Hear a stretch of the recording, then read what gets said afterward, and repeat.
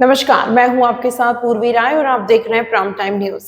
प्रधान पद के उम्मीदवार ने सभी ग्रामवासियों को दिवाली की शुभकामनाएं दी। चुनाव पर हुई चर्चा। जी नमस्कार। फर्स्ट ऑफ ऑल हमारे चैनल में आपका वेलकम है। आप हमें अपना कीमती समय दे रहे हैं, उसके लिए आपका बहुत बहुत धन्यवाद।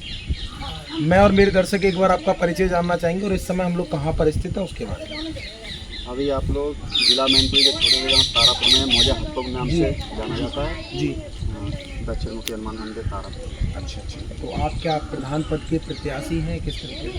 हाँ, नए युवा मतलब प्रत्याशी पर पहली बार है। जी हाँ। अच्छा, फर्स्ट टाइम आप जो है प्रत्याशी के रूप में इस पंचायत में स्थित हैं। ओके, कहीं ना कहीं आप जब प्रत्याशी के रूप में हमारे साथ उपस्थित हैं, कौन सा गांव बताया आपने, किस गांव में हम लोग हैं इस समय? तारापुर में। अच्छा, तो क्या उद्देश्य लेके आप जो है प्रधानी का चुनाव लड़ने जा रहे हैं?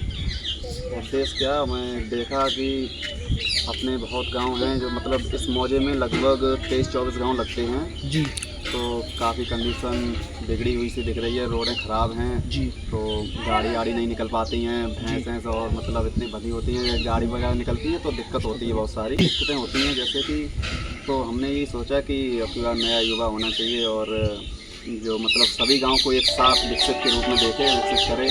ये नहीं कि अपने गांव में ही काम कराए प्रधान, और मतलब जैसे 24 गांव अगर मौजे में हैं तो सब गांव को बराबर नज़र से देखे। जी, लगभग कितने गांव लगते हैं आपकी पंचायत में? हमारे पंचायत में लगभग 24 गांव लगते हैं, 22-23 जो भी हों, छोटे छोटे टोटल मजरे 22 के करीब। और वोटिंग संख्या कुल कितनी है? ऐसे ही मान लो 4,500 के लगभग। 4,500 के करीब वोटिंग है। ओके, तो लगभग कितने गांव में आप घूम चुके हो अभी?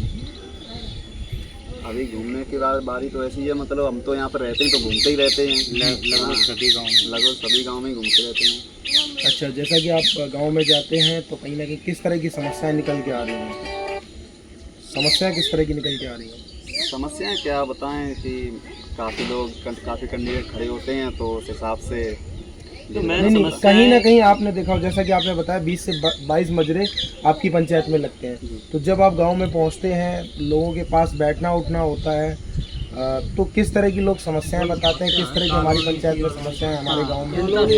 समस्याएं रही हैं, कॉलोनी पेंशन जरूरतमंद लोगों को नहीं मिल पाई पुराने समय में। कॉलोनी जिन्हें मिलनी चाहिए थी, आदरणीय भाई साहब बैठे हुए जी पूर्व बिलापुर हैं, उन्होंने ये जो है सड़क वगैरह इन्हीं के द्वारा डलवाई गई। काम किया है लेकिन उस स्तर से काम नहीं हुआ। भाई साहब के समय में थोड़ा बहुत काम जो हुआ गाँव में हुआ, अदरवाइज ज़्यादा काम नहीं हुआ है। आज आप देखेंगे सड़कों की जर्जर हालत है, किसी भी रोड पर आप गिर पड़ेंगे, इतना पानी मिट्टी कचरा निकल नहीं पाता था। यहाँ पे बहुत सारा इनके कार्यकाल में इतना सब हुआ। और अब युवा साथी को साथ लेकर आए हैं कि अपने गांव के साथ साथ अगर गांव का भी विकास हो सके।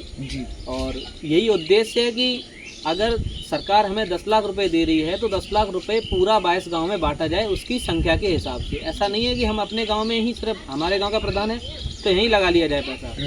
ना करप्शन के माइंड के लोग हैं हम।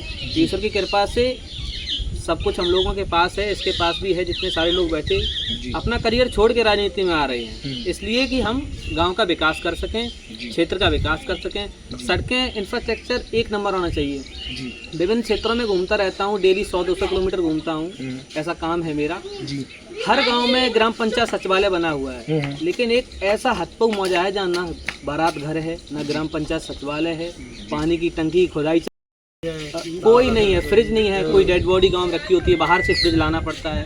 किसी प्रकार की कोई व्यवस्था नहीं है यहाँ पर। अभी भी हम एक सेंटर के रूप में तारापुर जाना जाता है, लेकिन पिछड़े वर्ग में ही जी रहा है, पिछड़े में ही जी रहा है ये सब। बिल्कुल, जैसा कि आपने बताया कि आप यंगस्टर के तौर पे आप जो है समाज सेवी के तौर पे जो भी सेवा होगी लोगों की आप करेंगे।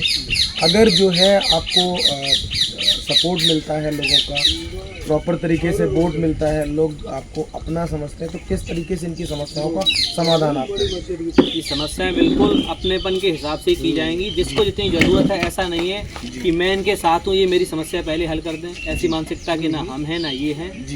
जिसे ज़रूरत है उसकी हेल्प की जाएगी। ऐसा नहीं है कोई इनका खास है उसकी सेवा से वंचित है, हाँ जी सेवा से वंचित है उसको ही देखा जाएगा। जिसे घर की ज़रूरत है, जिसके बच्चे को घर की ज़रूरत है, जहाँ सड़क आरसीसी लैट्रिन बाथरूम की ज़रूरत है, वो सेवाएं गांव में प्रदान की। बिल्कुल, हमारे चैनल के माध्यम से आपके जो भी ग्रामवासी हैं, जो भी वोटर हैं, उनसे क्या अपील करना चाहते हैं, क्या मैसेज उनको देना चाहते हैं? जी उनसे हाथ जोड़ के बस यही अपील है, इस बार हमारे प्रशांत भैया को भारी बहुमत से विजयी बनाएं जी और प्रधान पद का पहला ऐसा प्रत्याशी है युवा, अभी तक ऐसा कोई प्रत्याशी नहीं देखा गया क्षेत्र में, जी और इन्हें जिताकर गांव सेवा समाज के कल्याण की कामना करें सभी लोग।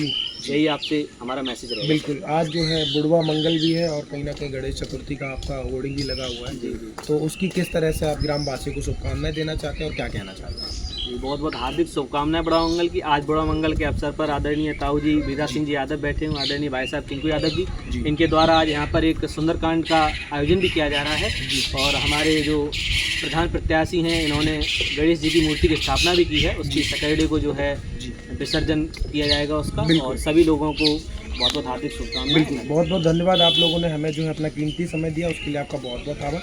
नमस्कार। तमाम महत्वपूर्ण खबरों के लिए देखते रहिए प्राइम टाइम न्यूज।